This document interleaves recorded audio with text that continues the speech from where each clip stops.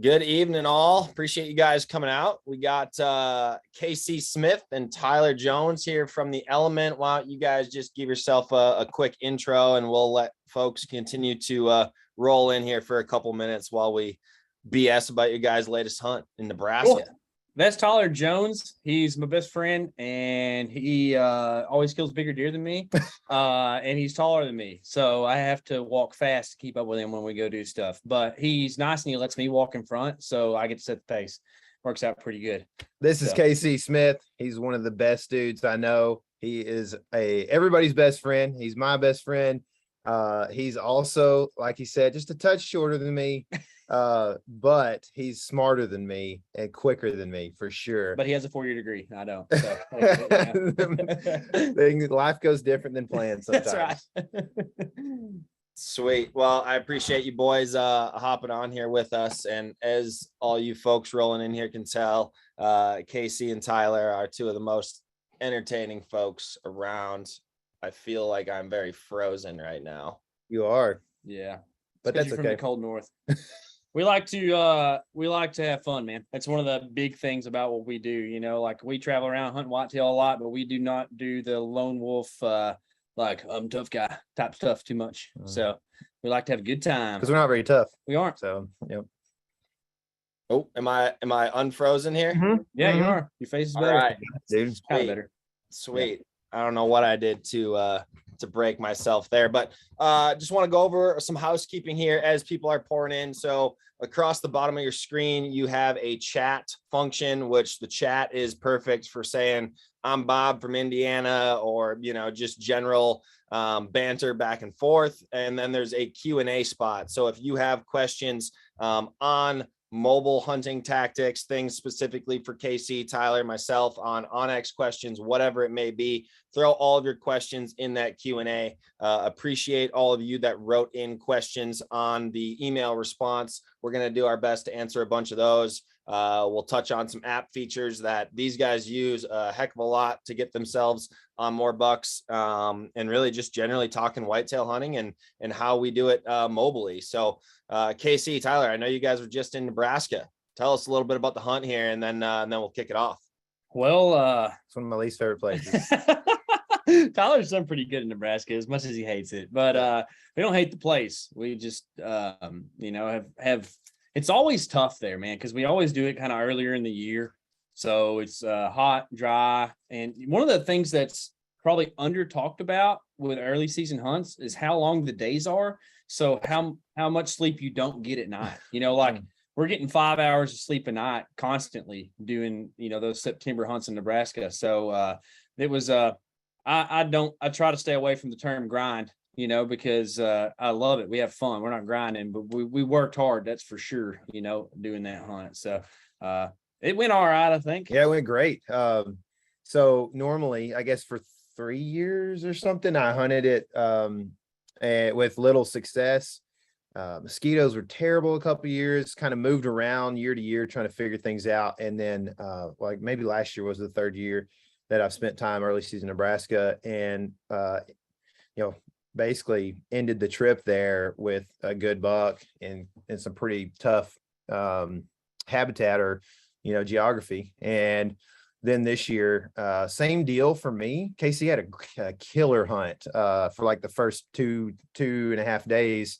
And my hunt was real lackluster. I was averaging about a half a deer per sit, if you can understand what I mean there.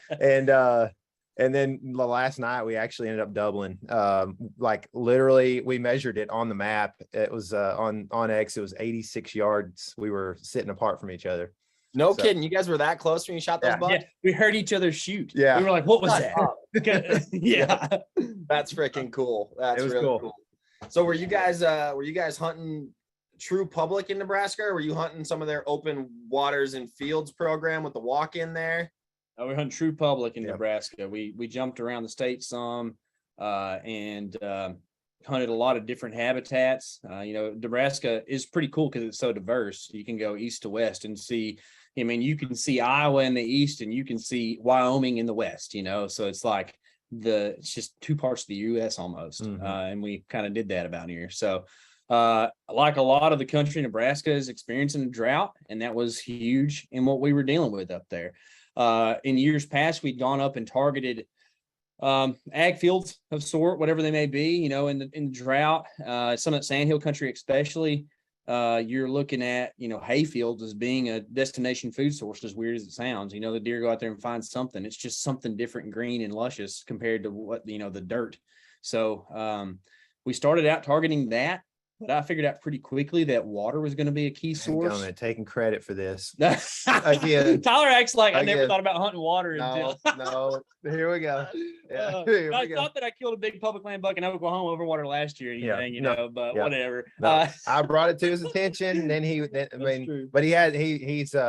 super sharp. He's really good on the maps, actually. And yeah, I found a bunch of like cisterns, or he calls them pilas, and you know, it's basically a windmill water well. You know, that's where deer were, and that's why he was fairly close to ag on that as well. So like those two things just made for, I mean, it was like insane where you were at, and I was struggling hard. It was so weird. I felt like I was seeing like shooter bucks every hunt for the first couple of days, but I felt like I was struggling so hard because it's like they weren't in range, you know. You can see a long ways, and I was trying to make moves on things, and just extenuating circumstances would happen. Like I was about to shoot a toad, like spot and stalk style, like at 11 a.m. He was up in this little bowl just feeding around, and he was like sparring with his buddy up there. They're kind of about to bed, and then a coyote that we saw earlier came in and spooked those deer from 60 up to like 8, and they were just in our faces, and then they ran away. And they ran all the way to Bismarck from where we were. So they were not there much longer. So yeah, well, sounds like it was action packed, if nothing else. That's what you want. You know, you want to have fun when you're hunting, and Tyler was having a hard time with that a little bit. Nope, no fun. Yeah, but lots of action. Well, sweet. We'll kick it off here. Looks like we got quorum. So again, for those of you that just joined, this is Casey Smith and Tyler Jones from The Element. If you have not seen their content, go over to YouTube, search The Element.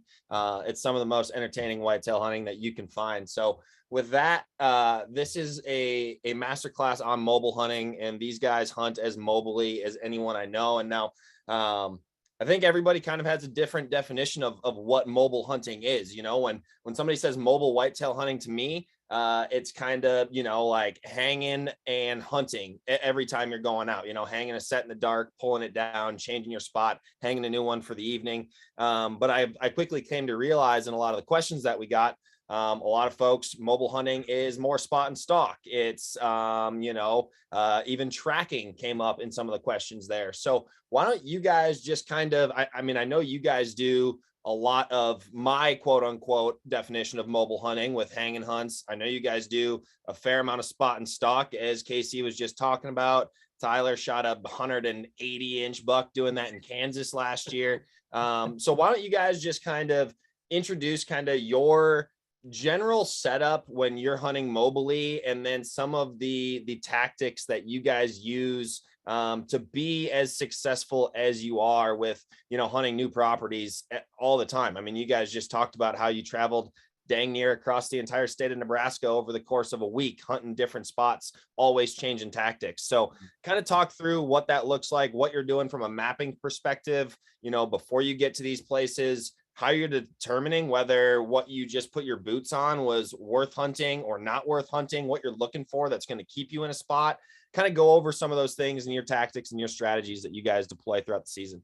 Sure. I think that kind of goes back to the buck truck as far as mobile goes. So I'll talk a little bit about that, and you talk about the tactics. I would say I define mobile hunting a lot like you do, Jared. So for me, it's more about like, are you hunting different spots day to day? It's not so much about actually walking on the ground while hunting. Is that a papplemoose you got there? What flavor you got there, bro? It is a LaCroix papplemoose, the best one.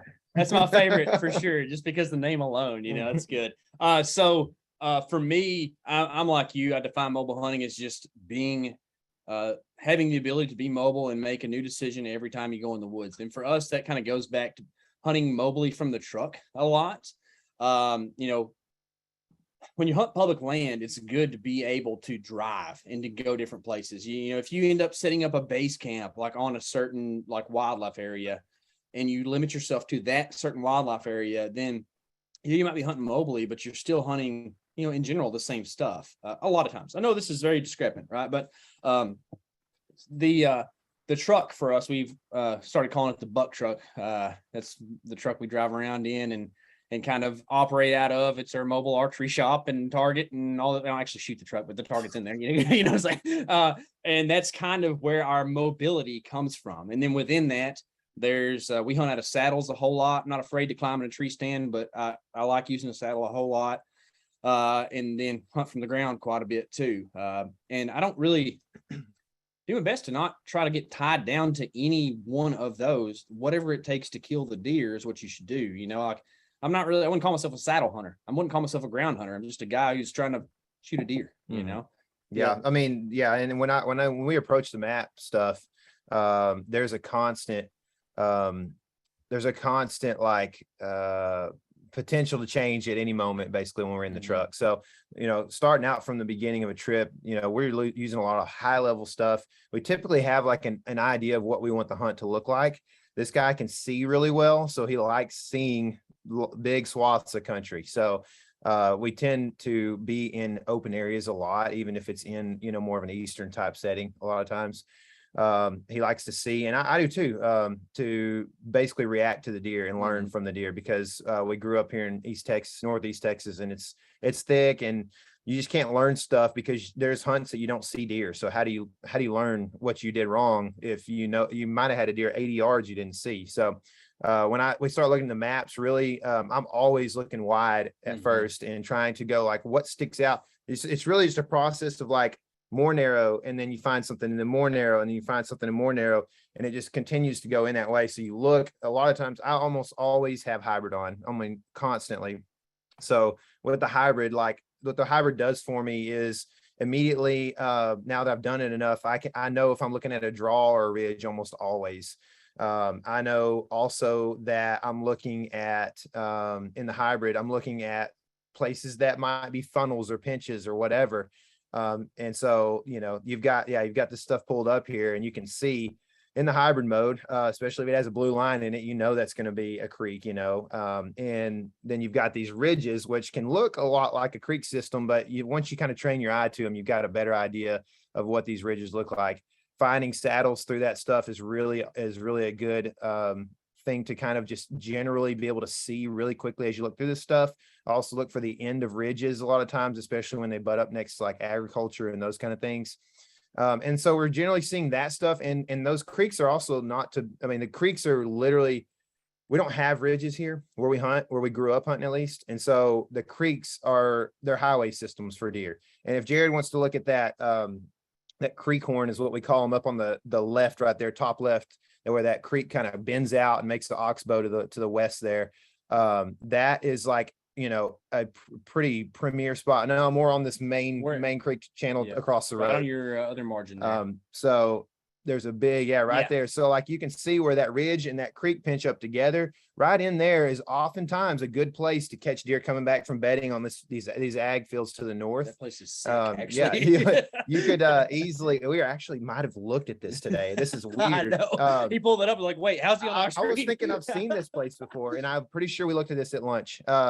So yeah, but like right there, it's just like, it's a pinch. It's a where a deer doesn't want to go up and over that ridge finger that comes down to the creek. And also the creek makes a big jut out to the west there and gives you a good pinch. So that's like, and then you really start to dial in from there and look at like where your tree would be and those kind of things. You know, another thing we do too, in this situation is like in the truck on the way up, we determined two things: that we wanted to target water and we wanted to target food sources. So like Tyler said, we go wide and then narrow, and you find the thing that you think is going to be where the deer are. And then you go back, and this gets a little hectic. And that's why I probably am top 10 in, you know, onX database of how many pins I have on my map. But you just go back and paint the map with every spot that you think is possibly that. And that takes a little bit of organization. You can't just use red the whole time, you know, but you use a little bit of organization in that. And then you can start crossing things off with wind directions and stuff like that. And then also you go in, figure something out, and you say, okay, what can I find that sets up good for a southwest wind that orients good to water, bedding, and food. And you can kind of cross things off from that direction. Yeah, I mean, I think those are great points to cover. And I'm just going to quickly share my screen again and show folks just a couple of the layers that I know you two put to use that a lot of people just don't quite know about. And so you go to your hunt map layers here. I live inside of this trees, crops, and cover layer folder a bunch all fall. Particularly the layers, and feel free to cut me off here, boys, and jump in and talk about what you guys are using. But acorn producing oaks, October is the month of hunting acorns. For much of the country, if you're further south, it's probably going to be a little bit later than that. But you can get into the details here and only look for white oaks, only look for red oaks, whatever is going to be of most interest to the deer in your area at that given time, depending on what's fallen and what have you there. But these individual pixels is what each individual box is called, and it's showing you the predominant tree species in that 30 yard by 30 yard area. So that's not to say that there's only going to be mixed oaks in here, but oaks are going to be the predominant tree there. And so you can really use all these different layers. These wetland layers are great ones to find these, herbaceous and woody wetlands. Herbaceous is more like cattail sloughs and marshes. The woody is more like willow, dogwood, aldery type stuff.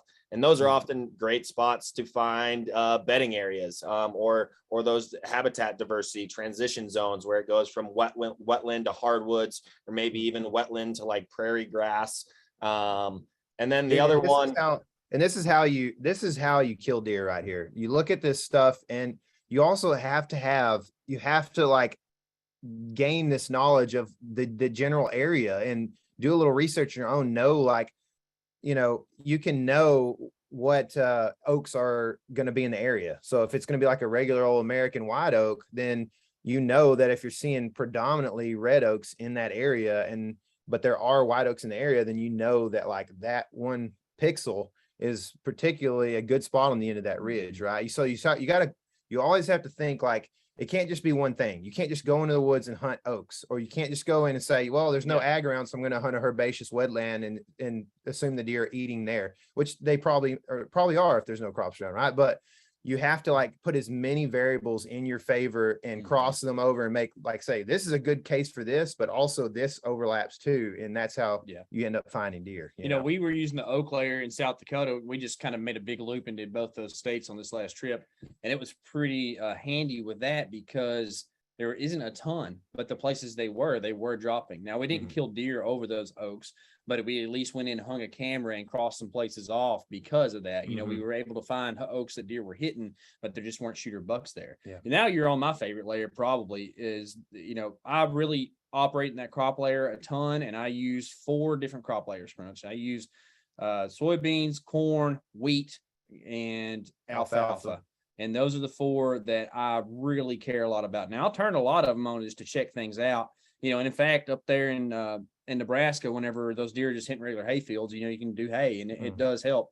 But man, in particular, especially October, like sometimes before the corn dries up and after the beans are yellow, alfalfa is like the ticket, man. I love hunting alfalfa because it's literally good all summer, all the way up to cold dead frost. Like it doesn't even die at 32, right? Like it goes even further. So I absolutely love hunting alfalfa. So obviously you guys are using the map a ton, particularly when you're at home in Texas there, before you head to Nebraska, before you head to Arkansas, you name it. But when you get your boots on the ground, I mean, I know you guys are not just going in blind, crawling up a tree and hoping for the best. I know you guys are going out there, putting on miles and looking for particular sign before you guys are spending time sitting, whether it's on the ground set up in a tree, whatever it is. What is that hot sign that you guys are looking for that's going to flip that flame and be like, okay, I need to set up within 50 yards of here?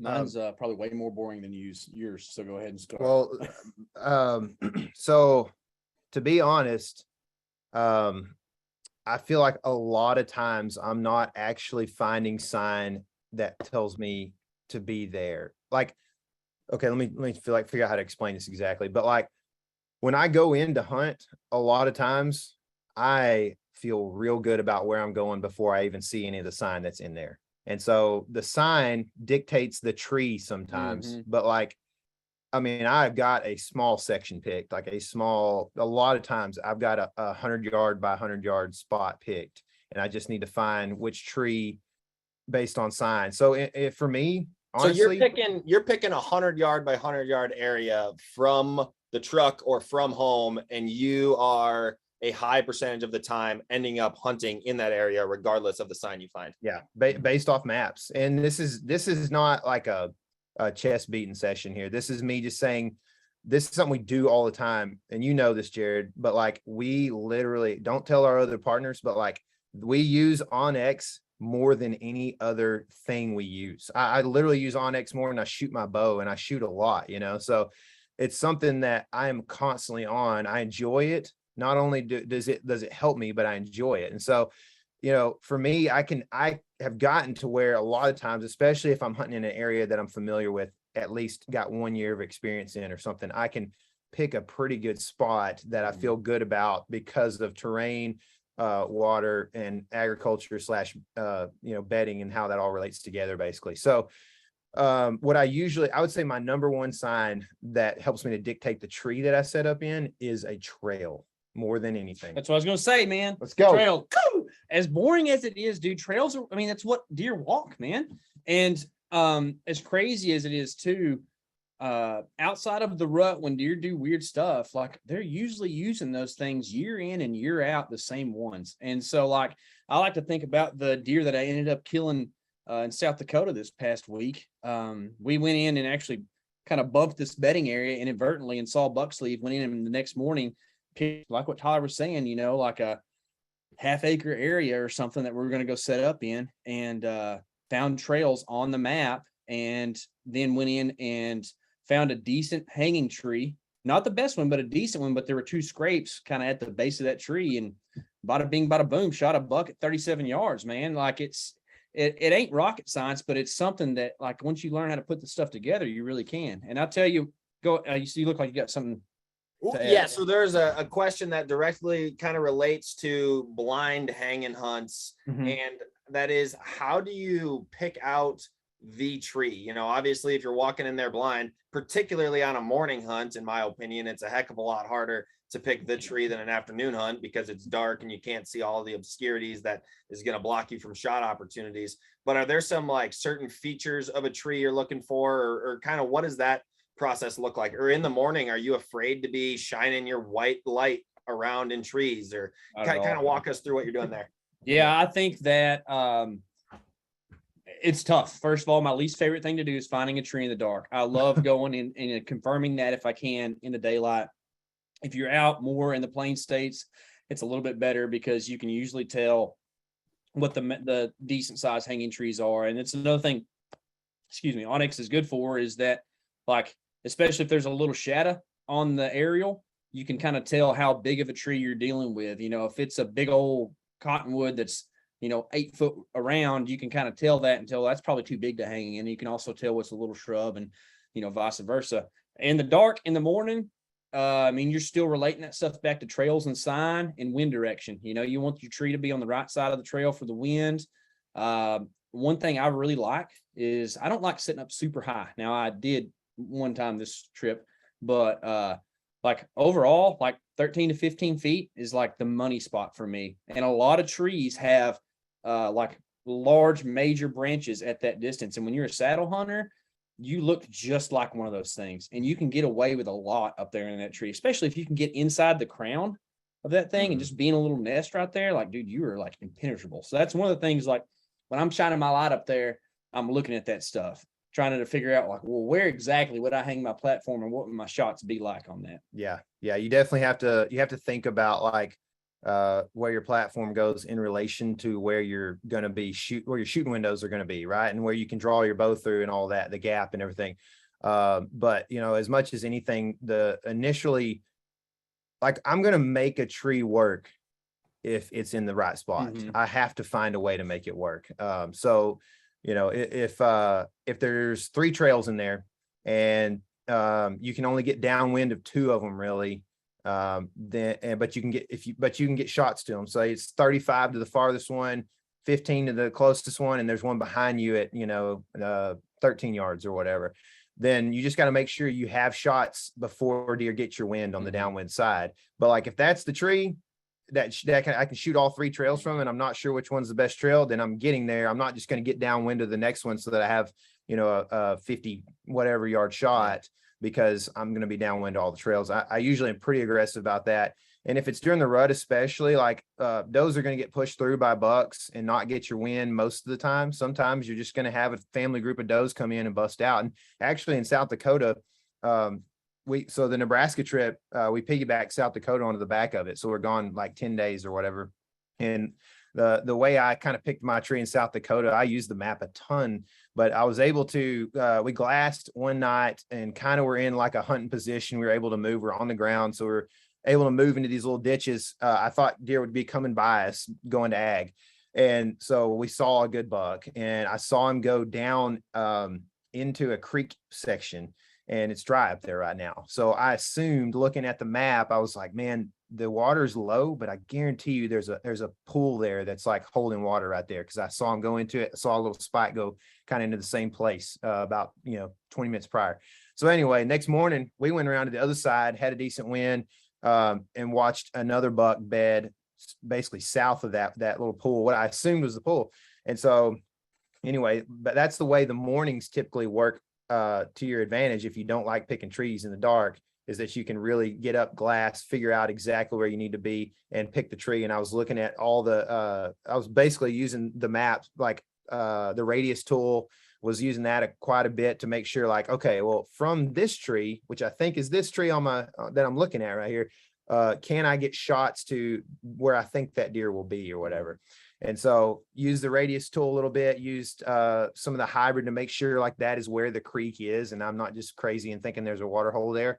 And when we got, so I was able to use the spotting scope to go, okay, well, I think I can get into that tree. There were willows, so they grow real crooked a lot of times, and they're kind of tough.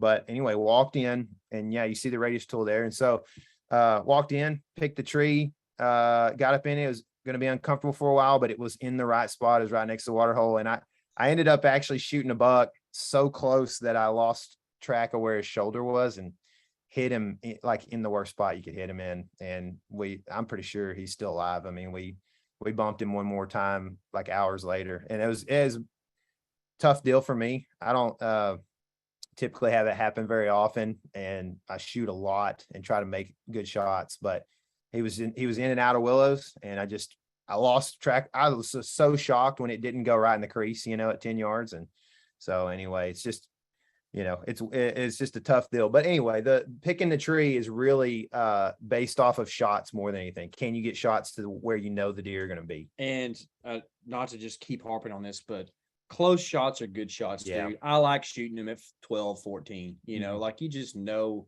that you are so confident at that range, right? Like I in the past have made the mistake of, I can think of in Kansas, man, like I set up 50 yards from where I needed to be because it was a really nice tree to sit up in. It was comfortable. And sure enough, big buck, 50 yards on a windy day, I can't take the shot, like would probably be the biggest buck of my life that I didn't get to shoot that day. Yeah. I think you guys bring up a good point that that comfort and picking the right tree are not hand in hand. In fact, No. usually the good trees are not comfortable trees. Mm-hmm. I know, my last successful hunt where I hung in the morning and ended up shooting a deer that day was a shagbark hickory. Not sure how many of those you guys have climbed, but it's not fun and it's not quiet.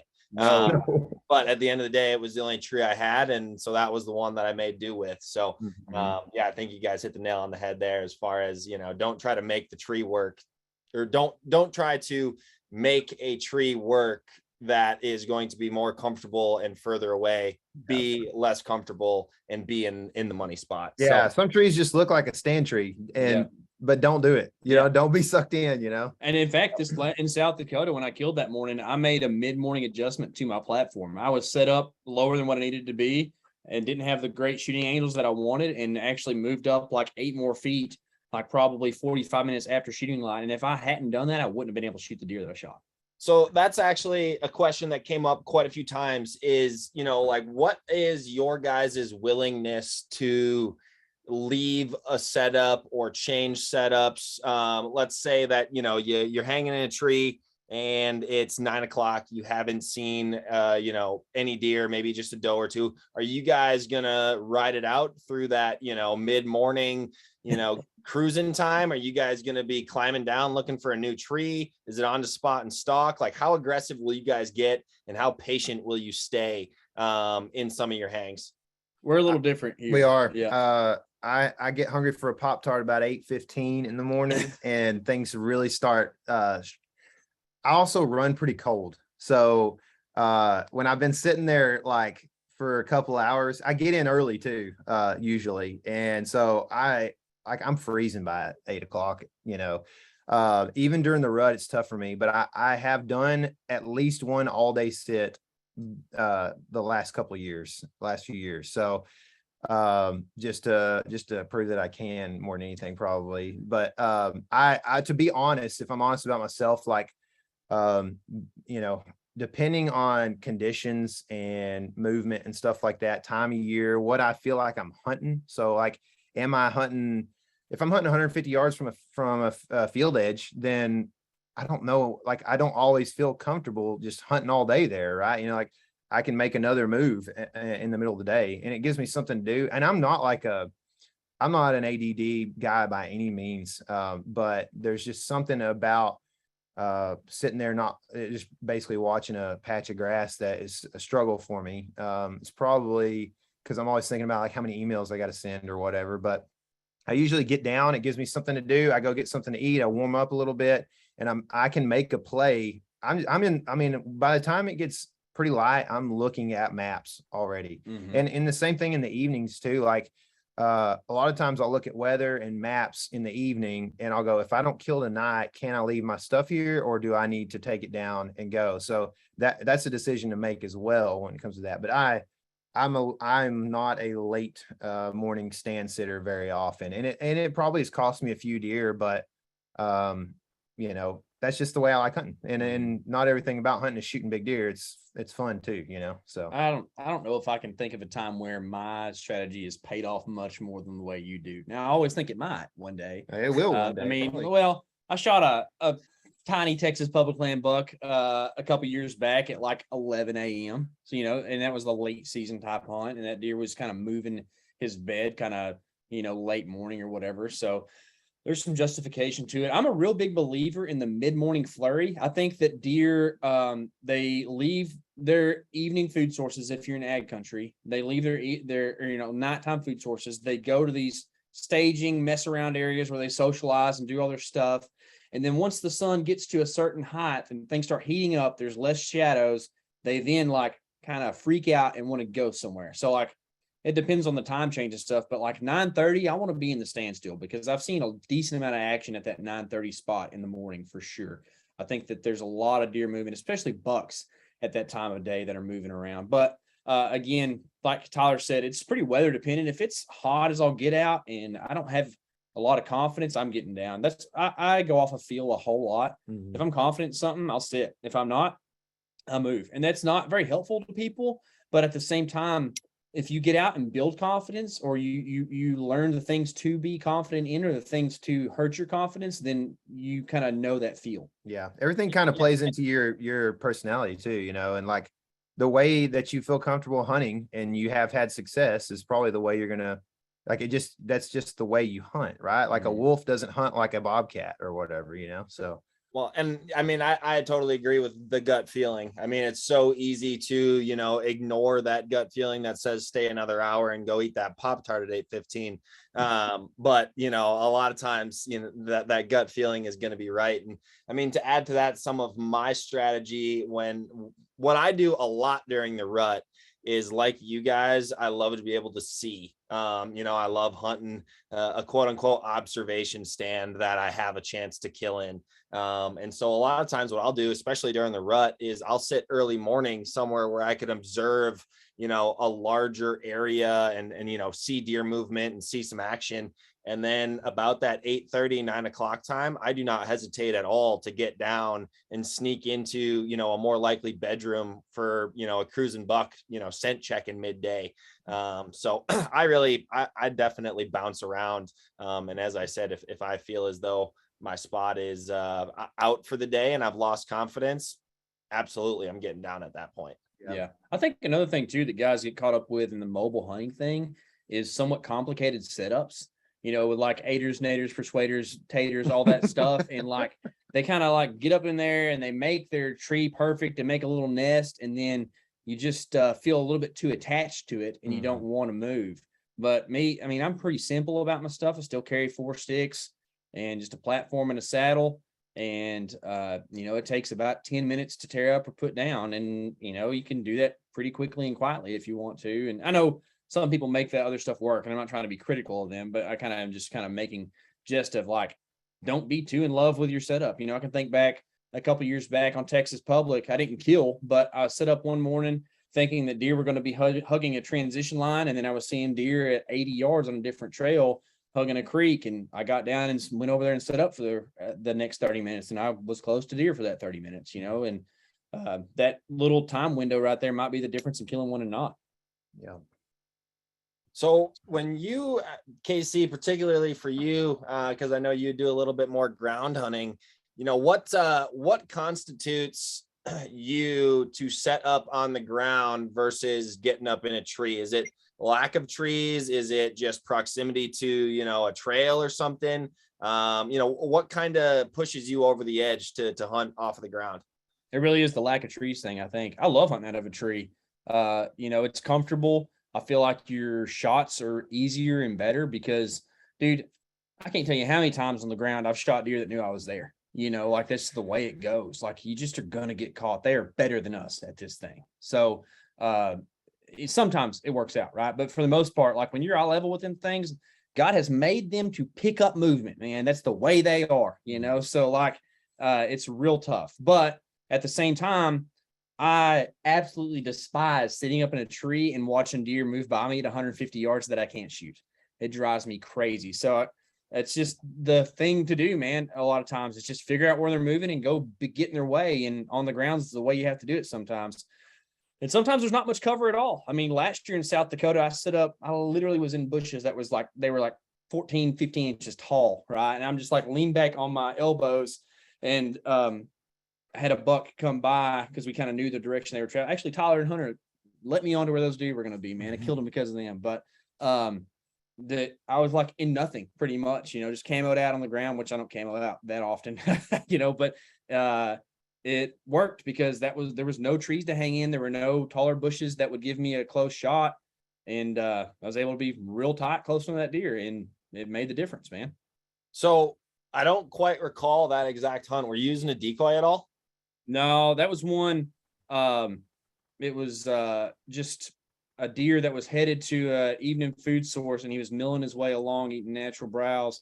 And I was the decoy. He saw me over there, but didn't know what I was. So he came up like 8 yards away and looked at me, and then circled downwind, smelled me, ran out to 50. And thankfully, he's kind of like a younger deer who is kind of dumb. And he got curious and then walked back up to about 35. And I was like, oh, you're smoked. And he got up on my knees and shot him, and worked out pretty good. Have you used decoys in your ground hunting? And if Yes. so, are you using one of those heads up decoys where it's like mounted on your bow? Have you used, just a straight hard body decoy? Kind of, if you're using decoys, what are you guys doing? Because there's a number of questions on that in regards to hunting mobily here as well. Yeah. I've used the heads up, two-dimensional quite a bit. Last year used a 3D decoy as well. I will say the 3D decoy for sure is a more realistic thing, especially at distance, I think. But, the 2D is so much more mobile. So it's kind of give and take on that front. I actually haven't really killed a deer using decoy. I've been very close and passed some deer. And I think that, I've been close enough to shoot one, so it's fun. I love it. One of the things I really like about decoy or using a heads up on the ground, honestly, is the cover it gives you. Tyler and I have been on stalks a whole lot, particularly in the plain states, where like maybe the deer isn't coming to the decoy, but it sees that deer and recognize that as less of a threat than what, just dudes walking would be. I mean, last year I literally had does on this other side of the hill. I was diving off in this ditch, and they were just looking at me walking with that decoy in front of me, not panicked at all. And that let me get in there and set up and rattle a buck into like 30 that I passed. And it was epic, like it's fun. So I don't know. It's a pretty good time. What do you think about the decoy stuff? Pretty much same thing. I mean, just as far as it's cover more than anything. Yeah. Yeah. And my experience with decoys is, man, they've been really make or break. You certainly get the deer that are absolutely wigged out by a decoy as soon as they step out of the timber 120 yards away. But I've also had young bucks come in and absolutely pummel them in front of me. But like you guys, I'm yet to kill a deer over a decoy, but one of these days. It's a fun thing to mess around with. Yep, no doubt. All right. Another question that came up at least a half dozen times. Hunting pressure. I know you guys have experienced it on a plethora of different hunts. How do you use hunting pressure to your advantage? Or, what are you doing when you're in a spot where it's just overrun with people? What are some nuanced tactics that you guys are using to set yourself apart and still get on bucks? I think most of the time oftentimes when you run into a high pressure situation, it is during the first 2 weeks of November. And so that's when everybody wants to be in the woods. They're taking their vacations. They're spending time there just because they know it's good. The weather feels right, all this other stuff, right? So the majority of dudes are hunting the, Halloween through the 15th of November or so.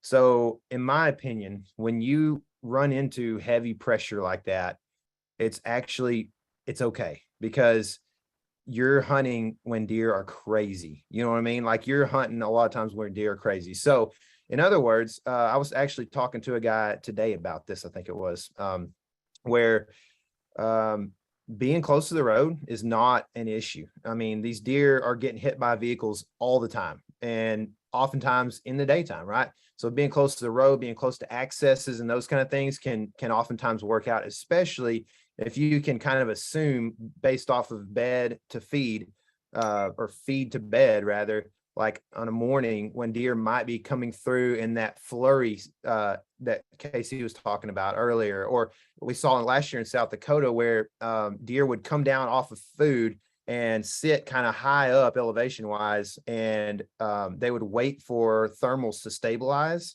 and then move down further into bedding. And we watched it happen. This is a kind of something we were able to figure out by watching deer. We're like, why are they just hanging out up there for an hour in kind of wide open country?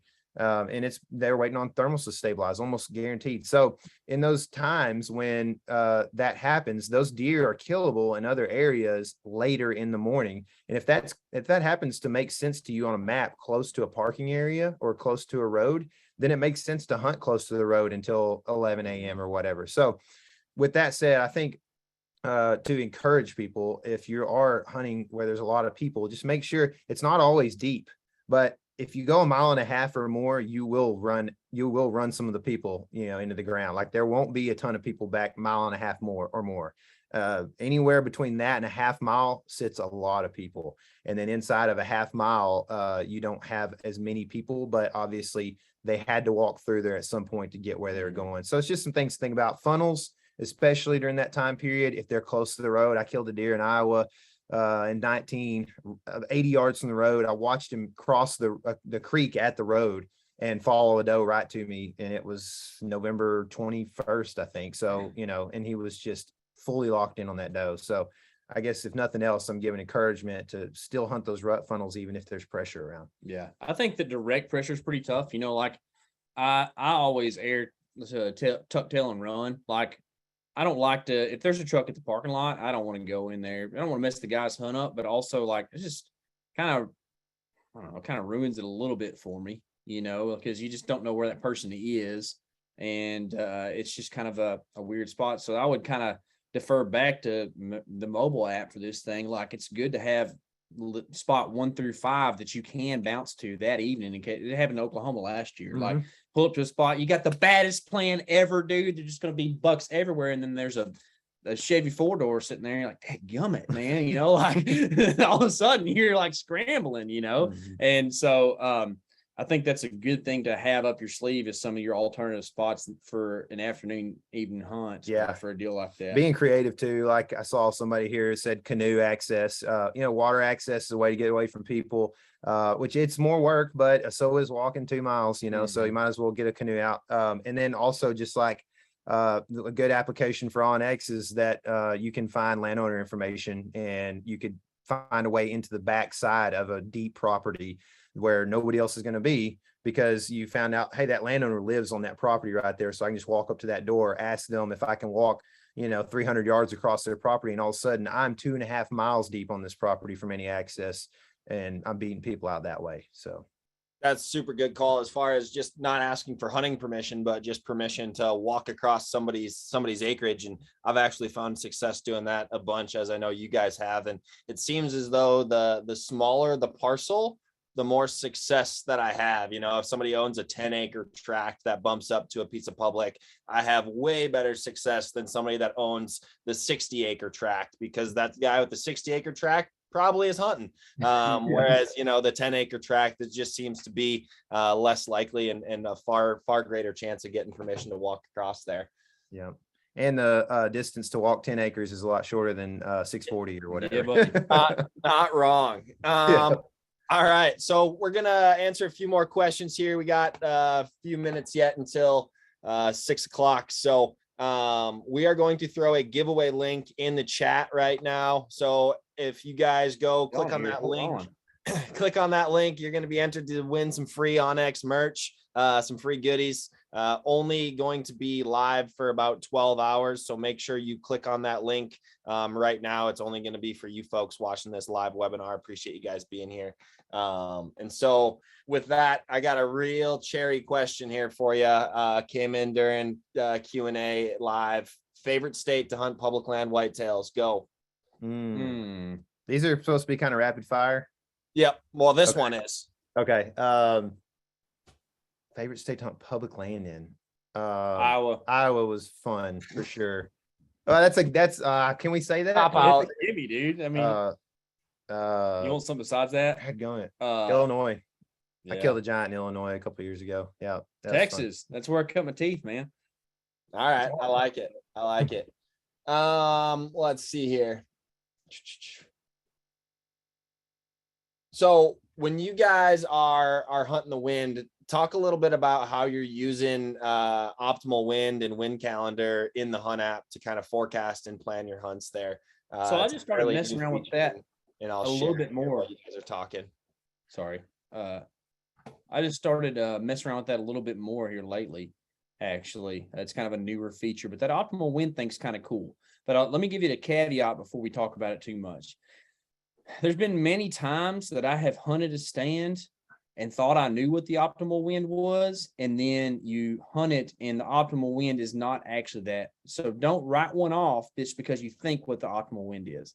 Yeah. But best way to set that is to have hunted there before. Yes, exactly. Yeah. Have some firsthand experience with it and know what the deer are doing. And that can change from season to season too. You know, like you got this right here, there's a bean field right there. Well, optimal wind might be, you know, from the northwest for that. But, you know, morning hunts versus evening hunts, or, you know, early season versus late season, that can change too. But one thing that Tyler and I both really like to do is to hunt perpendicular winds, or winds that are slightly less than perpendicular. So I like to make sure, it's just a mistake that I've made a lot, where I go in and it's just a hunter favorable wind and you don't see deer. And it's because, well, they don't want to walk with the wind at their tails too often. You know, they do from time to time in certain situations, but I really, really like to hunt like a deer moving west to east on a northwest wind. You know, like that deer has a 45 to him. He thinks he's smelling everything. You're sitting 10 yards downwind of the trail and, you know, you shoot him right there in the chest at 10 yards. You know, it's just bad to the bone. And you can set up your optimal wind points that way, and you pair that with a radius tool, and then like you got a pretty good idea what's going on in that certain spot. Yeah. And I think another thing to just real briefly hit on about wind is You have to, the good thing about knowing that wind speed there is that is something I've been dealing with a buddy lately, trying to help him hunt a deer that has a very favorable setup, and he's been hunting him for about 3 years. This deer, basically, if you have a light and variable wind, which is anything under like 7 to 8 miles an hour, in our opinion, at least, then thermals are going to work against you a lot, or against that wind potentially. So a lot of times when it seems like you got a favorable wind, you can't just say, oh, well, it's a northwest, I'm good. If it's 3 to 4 miles an hour predicted, then it could be a straight up, east or whatever, going down the drainage. And if you're in timber, it's going to be that until late in the morning, because that hillside has to get sun and heat up. And if there's a canopy at all, it's going to struggle to knock out that thermal. So you got to be careful in light variable winds to know that the thermal is going to overcome a lot of that in a lot of situations. Also on gusty days, particularly like a partly cloudy day where maybe there's a weather front kind of moving around, but you don't have the front all the way there. You might have a time when it gets shady and all of a sudden you get a real strong north, but then the sun comes out and it all pulls back the other direction. And that, I feel like that doesn't mess you up on a full hunt, but say you got a buck at 60 yards and all of a sudden it's like an elk hunt. You feel that wind on your neck and you're like, oh no, this is the worst, right? So it's a thing that you learn kind of about, like if you go hunt elk, you can kind of use some of that stuff, but like you have to watch out for those backdrafts. It's crazy how few whitetail hunters talk about thermals and until they've done, something in the West. Because until I started doing smell hunting, thermals weren't really on my radar as a whitetail hunter either. So I tell you what else, dude, while we're talking about wind, I know you got another question to talk about, but hunting really, really close to a large body of water can help a ton of those light and variable mornings. I love this actually on Texas Public in particular.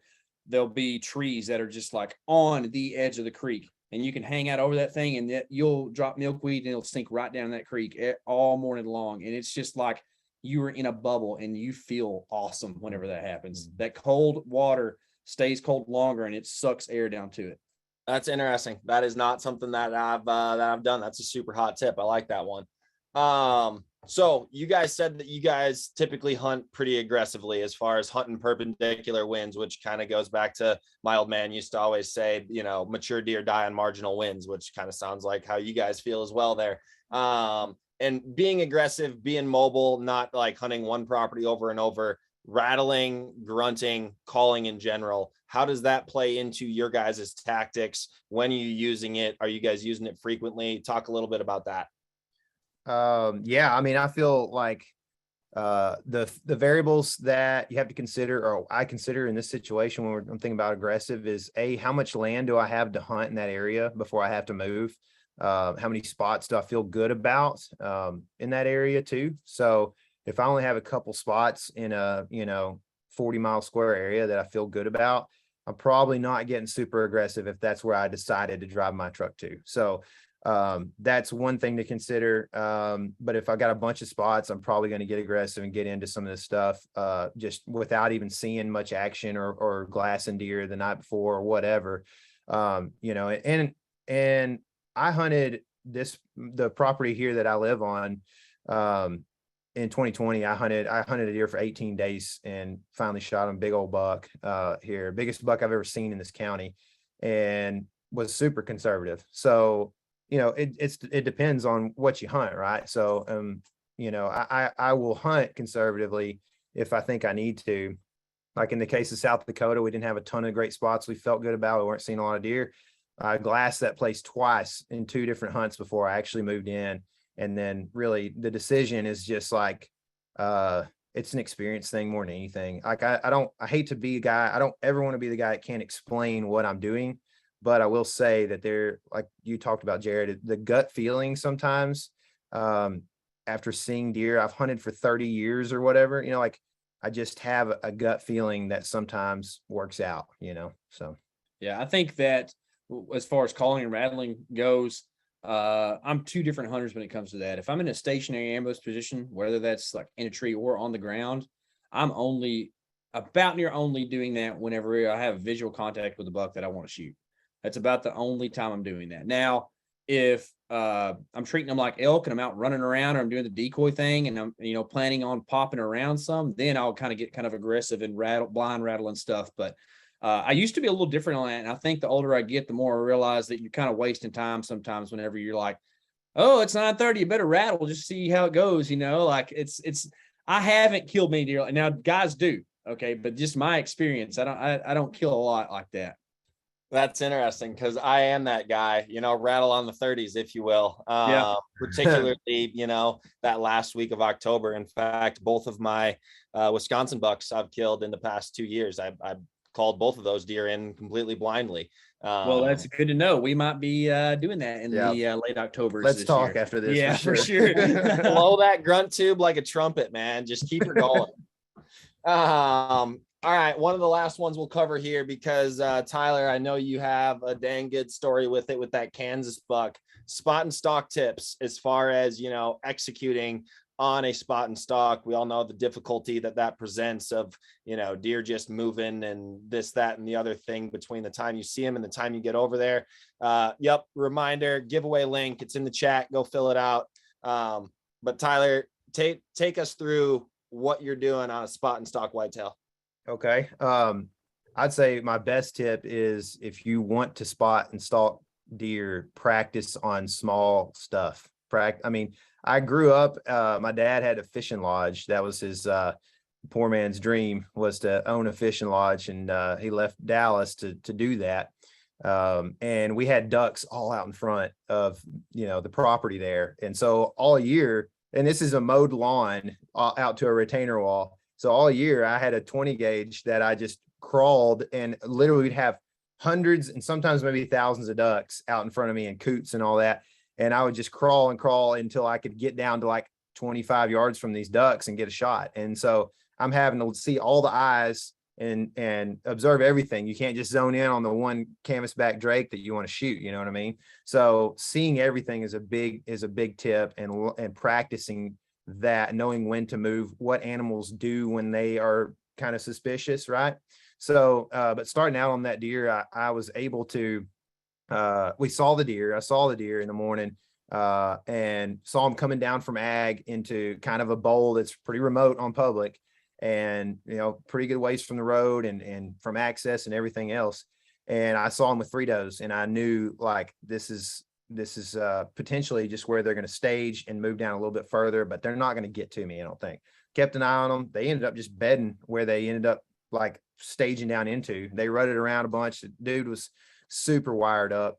But he was a good half mile or more probably from me. And it was actually really tough because that land is just rolling. It's kind of rolling gently. So it's hard to actually pinpoint which little tiny ridge that deer is beside, but I ended up finding it and marking him, and basically was able to just. And so with that, sounds like you just dropped a pin on onX. What were a couple things you did to verify that location? Did you pull out your rangefinder and use the line distance tool and compare those things, or kind of how did you determine exactly where to put that waypoint? Because I know that that's often a big part of a stalk, is making sure you have that critter marked correctly. Yeah. So I don't remember if I did this or not, but one thing I do a lot is I'll find something on the skyline, like a silo or something, and I can take that line distance tool and mark from my location to that silo. And then I have a line of sight. If I know that's like pretty much on him, or he's just left of that, like just barely, then I know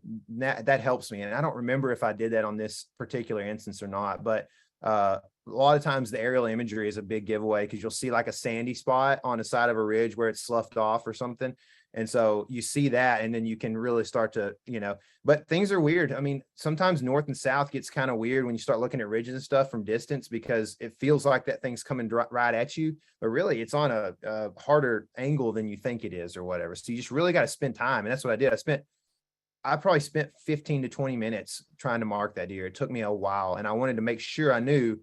And then from there, using the hybrid, I'm able to see like, and you could do this in the mountains especially, but like you can use 3D, but see if my approach is hidden from him. So basically I had one spot kind of far out that I felt kind of like naked, and I got over that little hill. And once I was there, I literally got down in this draw and walked to a finger that came down from the other direction I knew I could pretty much get to. And from there, I just shed some clothes and backpacks and crawled about 100 yards, got to 50, and waited about 45 minutes for him to get up, and he just happened to literally be broadside looking directly the other way. And I had the mental prep. I never shot past 40 at a deer, and I just had to, I'd been shooting a lot. I had the mental like preparation where I was like, okay, I'm going to move my pin. I'm not going to shoot him unless it's not floating around. And I just literally, when I pulled back, it's something about the adrenaline. It just locked like so hard. And I was like, oh, okay, I guess I'll pull the trigger, like, and I just did it. It was literally like the best shot I've ever made, man. It was so sweet. Yeah, no, I mean, that's an insane hunt for those watching. It's their Kansas hunt from last year. You'll see Tyler gripping and grinning with a hammer. So, but bottom line, like patience, making sure that you get a good mark on where that critter is, and more patience really is spot and stock in a word. Staying out of sight too, like you just cannot, you have to, whatever it takes, don't be lazy and just go on a straight line, or, go, I think I can get away with it. Do the extra 25 yards. You got to walk around that little spot to stay low or whatever. Bend over, like your hamstrings are going to be killing, but just don't get seen, because they will see everything. They're built to see movement, not, see you from 2 miles away. They're built to see you if you're moving. Yeah. So don't move and get seen. And if I could add to that just a little bit, there are spot and stalk days, and there are days that are not spot and stalk days. Windy days, man. Yeah. If you want to have success, windy days is the time to do it. If you're in a spot that's not high pressure and you see a deer bed, but it's dead calm all day, learn to live another day, hunting tomorrow. Maybe it's different tomorrow. Like, I love to be aggressive, but we go by this term called knowledgeably aggressive. It's just kind of something we talk about, like make the right choice, do the right thing, and you will end up killing the deer. Not to go on and on, but it goes along with something I learned in college from one of my coaches. He was talking about a corner blitz, and he told the corners, if what's going to happen is that QB is going to pump you sometimes. And he said, you can't leave your feet unless you're inside of a certain distance or whatever, or unless you're outside of a certain distance. He basically said, don't be wrong. If you're going to jump, try to block the pass, then don't be wrong. If you're going to go straight at him and just tackle him, then don't be wrong either, because we need you to block the pass if the pass is thrown over your head. So it's one of those things, like experience is the only teacher in that moment too. So you just got to try to do the best you can. Learn to be a gamer, man. That's what you got to do.